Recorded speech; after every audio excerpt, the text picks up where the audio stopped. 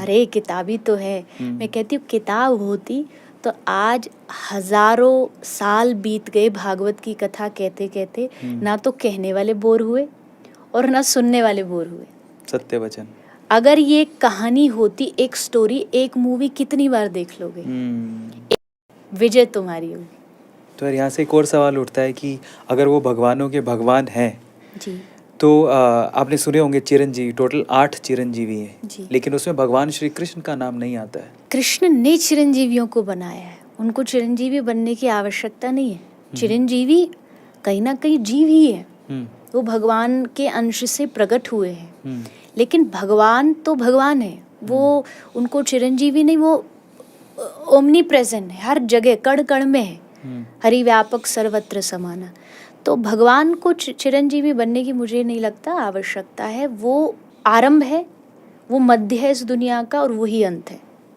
इसलिए भागवत की जो शुरुआत होती है, भागवत का जो पहला श्लोक है उसमें लिखा है जन्माद्यस्य यतुन्वयादितरतः चार्थेष्वभिज्ञ स्वराट। जन्म आदि अश्य मतलब जन्म, दुनिया बनाने वाला, दुनिया चलाने वाला, और अंत में दुनिया मिटा करके कहाँ जाएगी? दुनिया मिटेगी तो कहीं तो जाएगी, बोले उसी में जाके मिल जाएगी। इसको शास्त्र की, वेदों की, उपनिषदों की भाषा में घटाकाश पटाकाश ये कहा जाता है। तो दुनिया में या वो दुनिया उनसे बनी है या वो दुनिया में है, एक ही बात है। तो चिरंजीवी तो जीवों के लिए है, भगवान उससे परे। अभी आपने भगवान श्री कृष्ण को, वैसे मद् भागवत गीता के बहुत सारे श्लोक आपने बोले। मैं यहाँ 2 सवाल आपसे पूछता हूँ कि पहला सवाल तो ये कि जब आप भगवान श्री कृष्ण उनकी लीलाओं का जब आप पढ़ते हैं, जब आपको पता लगा कि उनमें हर तरह का रस है, आपको सबसे अच्छा रस कौन सा लगता है उनका? मधुर। ओके। 5 रस होते हैं जी। भक्ति के भी 5 रस हैं जी। शांत, दास्य रस, सख्य रस, वात्सल्य रस, मधुर रस। तो जिसको जैसा कोई वात्सल्य, लड्डू गोपाल जी जो रखते हैं उनका वात्सल्य भाव होता है। सख्य रस भगवान के सुदामा हुए, मधुमंगल, ये सखा वाले। शांत रस में आते भगवान शंकर, महादेव, सनकादि ऋषि, ये भगवान को शांत रस से भजते हैं। दास्य रस, दास में आते हैं जैसे विदुर जी, हनुमान जी, ये दास बन के। मधुर रस, मधुर रस गोपी भाव, जो गोपियाँ कृष्ण को भजती थी कि उनके लिए कृष्ण प्रियतम भी है, उनके पति भी है, उनके सखा भी है।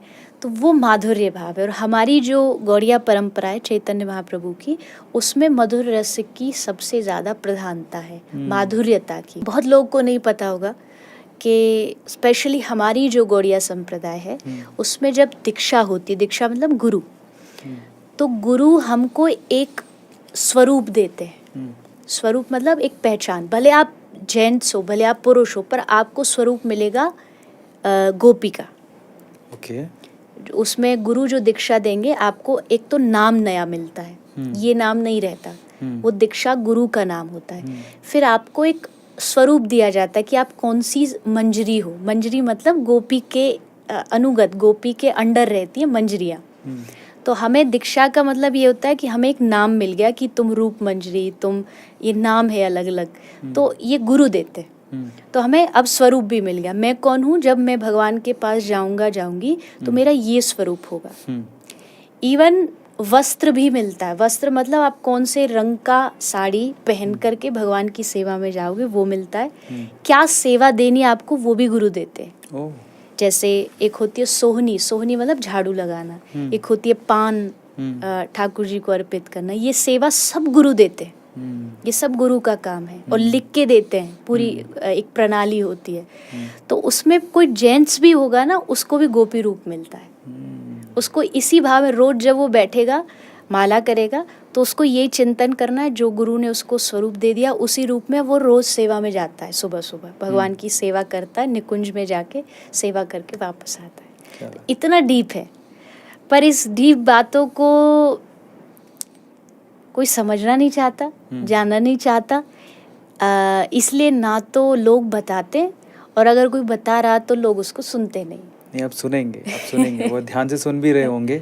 ये थोड़ा अलग है जो बातें हो रही है, जो क्वेश्चन है, वैसे लिखे क्वेश्चन तो रूटीन क्वेश्चन हैं, वही धर्म क्या है, ये क्या है, वो क्या है, मैं उस पर नहीं जा रहा हूँ, मैं अपने भाव पर जा रहा हूँ, जो मैं सवाल पूछना चाहता हूँ, और आज शायद आप मुझसे रिलेट भी कर रहे होगे। अब एक आखिरी सवाल इसी के ऊपर है। आपने जितने भी अभी तक जवाब दिए, उसमें ज़्यादातर जवाब देते वक्त आपने श्रीमद् भागवत गीता किसी न किसी श्लोक को कोट किया। जी। तो इसमें बहुत सारे सवाल मेरे। पहला सवाल, आप श्रीमद् भागवत गीता कब से पढ़ रही हैं? कितनी उम्र से शुरू किया आपने? पहली बात तो मैंने जितने भी श्लोक आई थिंक जितने भी अभी तक बोले वो सब श्रीमद् भागवत के हैं, गीता के नहीं। ओके। और कथा भी जो 7 दिन की मैं करती हूँ कहती हूँ वो श्रीमद् भागवत है। गीता बीच बीच में उसमें एग्जाम्पल के रूप में आती है, क्योंकि दोनों में अंतर है। भगवत गीता जो कृष्ण ने सुनाई है, और भागवत बहुत बड़ा ग्रंथ है। भागवत में 12 स्कंद हैं, 18,000 श्लोक है।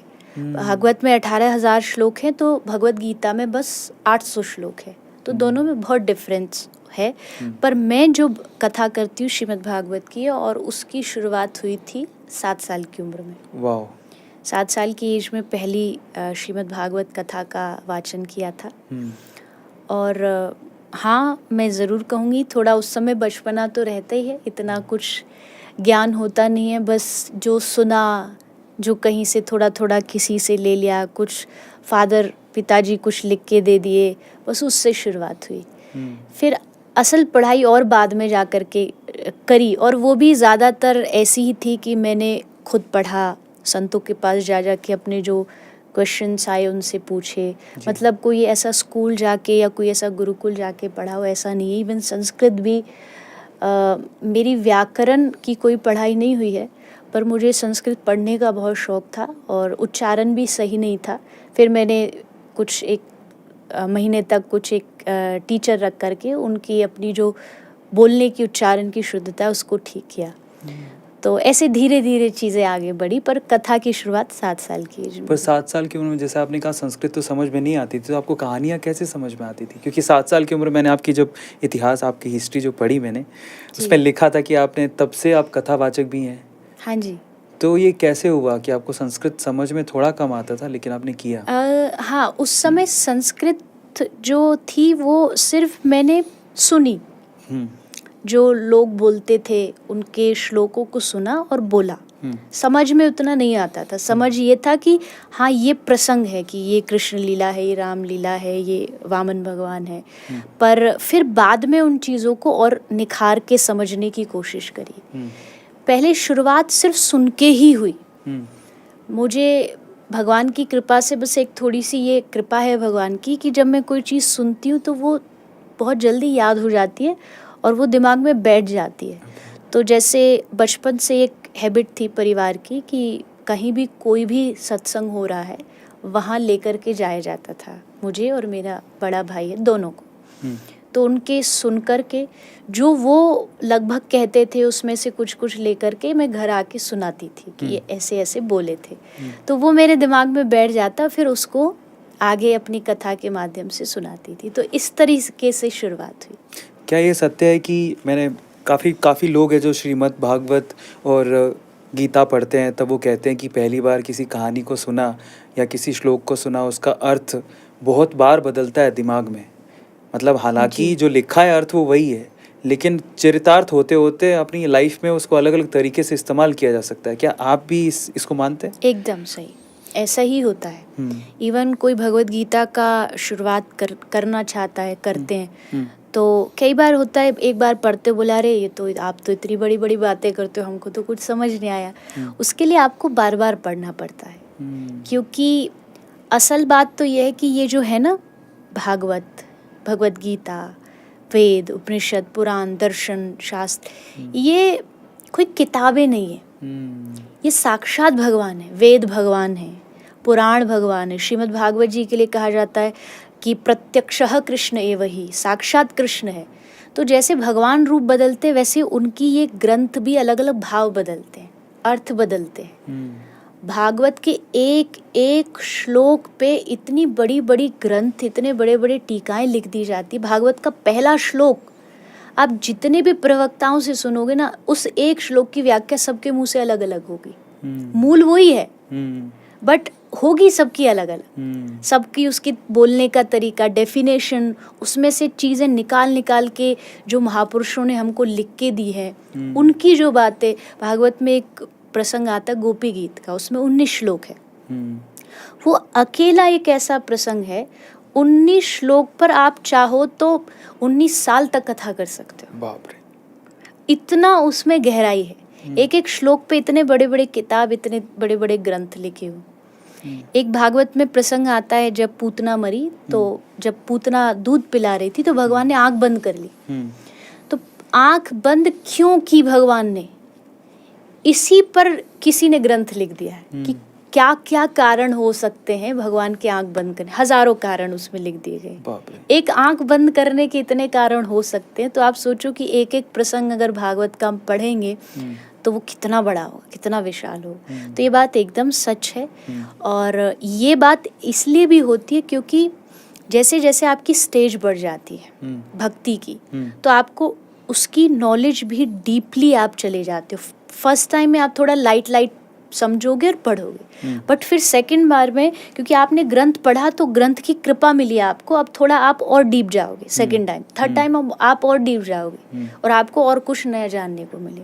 तो इसलिए ये ग्रंथ वास्तविकता में लोगों को लगता ज़रूर है कि अरे कहानियाँ ही तो है, अरे किताब ही तो है। मैं कहती हूँ किताब होती तो आज हजारों साल बीत गए भागवत की कथा कहते कहते, ना तो कहने वाले बोर हुए और ना सुनने वाले बोर हुए।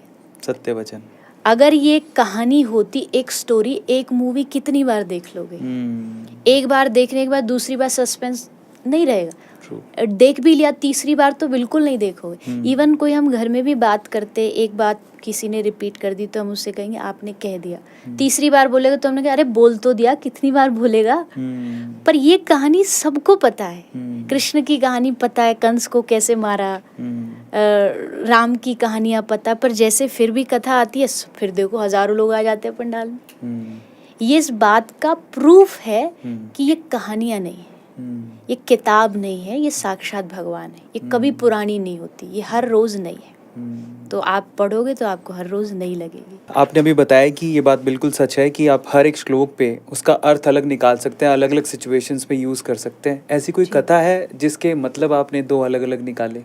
ऐसा कुछ याद आ रहा है आपको कि एक कोई कथा या कहानी ऐसी जिसके 2 मतलब निकाले जा सकते हैं? थोड़ा एकदम से तो अभी नहीं आ रहा, पर हाँ ये कह सकती हूँ जैसे गोपी गीत है। गोपी गीत के श्लोक के बारे में मैंने बोला, उसमें एक श्लोक आता है, तव कथामृतम तप्त जीवनम कविभिरीडितम कल्मषापहम श्रवण मंगलम श्रीमदाततम भुवि गृणन्ति ते भूरिदा जना। तो इस श्लोक के भी कई सारे अर्थ किए जाते हैं। पहला अर्थ इस तरीके से किया जाता है कि गोपी कृष्ण के लिए रो रही हैं क्योंकि कृष्ण छोड़ के चले गए थे। उस समय विरह में ये बोला जा रहा है। तो गोपी कह रही है कि आप नहीं आओगे तो मैं मर जाऊंगी। बार बार इस बात को वो कहती है कि, और ये भी कह रही है कि कृष्ण तुम गए, तुमने हमको मारा, नेह किम वधा, लोग तलवार से मारते हैं, बाण से, चाकू से, तुमने अपनी आंखों से मारा है हमें। नेह किम वधा, आंखों से मारना भी तो मारना है। तो आप नहीं आए तो हम मर जाएंगे। तो भगवान की जो बांसुरी है वो पूछती है गोपी से कि तू कब से कह रही है हम मर जाएंगे मर जाएंगे, और तू अब तक जिंदा है। कहीं ये सिर्फ ऐसी तो बेकार की बातें नहीं, जैसे प्रेम में लोग बड़ी बड़ी बातें कर देते हैं, हम ये कर देंगे वो कर देंगे, होता कुछ भी नहीं। तो तू असल में अब तक तेरी मृत्यु क्यों नहीं हुई? तब वो गोपी इस श्लोक में ये अर्थ करती है कि तव कथामृतम, कि मर तो हम भी कब की जाती, पर कृष्ण की कथा की अमृत ने हमको जिंदा रखा है। क्या बात है। एक होता अमृत जिसको सारी दुनिया, पर वो तो अमृत हमने कभी देखा ही नहीं, कभी पिया नहीं, चखा नहीं। तो गोपी कहती है कि तुम्हारी कथा के जो अमृत है उसने हमको आज तक जिंदा रख रखा, नहीं मर तो हम भी कब की जाती। क्या बात। और फिर कहती है कि ये कथा जो आपकी है कैसी है? बोले श्रवण मंगलम श्रीमदाततम भुवि गृणन्ति ते भूरिदा जना। श्रवण मंगलम, आपकी लोग कहते हैं कथा केवल सुनने से कुछ नहीं होगा, अमल करो। ठीक है, एक हद तक ठीक है, पर गोपी कह रही है सुन भी लोगे तो भी मंगल हो जाएगा। श्रवण मंगलम, केवल सुनने भर से तुम्हारा कल्याण हो जाएगा। अगर तुम भगवान की कथा एक बार सुनो तो सही। और फिर जो चौथी इसकी पंक्ति लाइन है वो बहुत प्यारी है, क्योंकि वो हम जैसे वक्ताओं से जुड़ी है। भुवि गृणन्ति ते भूरिदा जना। गोपी कहती है कि कथा कहने वाले भूरिदा जना, मतलब इस दुनिया में सबसे बड़ा अगर कोई दानी है तो भगवान की कथा कहने वाला है। क्यों? क्योंकि वो भगवान के नाम का दान कर रहा है। तो ये गोपी गीत का एक श्लोक है जो कथा में मैं बोलती हूँ, और इसका आई थिंक जितनी बार भी बोलते हर बार कुछ ना कुछ नया अर्थ आ जाता है, कोई नया भाव आ जाता है। अमृत के ऊपर आ जाएगा, या भूरिदा जना जो भगवान की कथा कहने वाले उनके ऊपर आ जाएगा। तो इन बातों से तो फिर सिद्ध होता है कि ये सचमुच साक्षात शब्द नहीं, ये कृष्ण ही है, ये ब्रह्म है।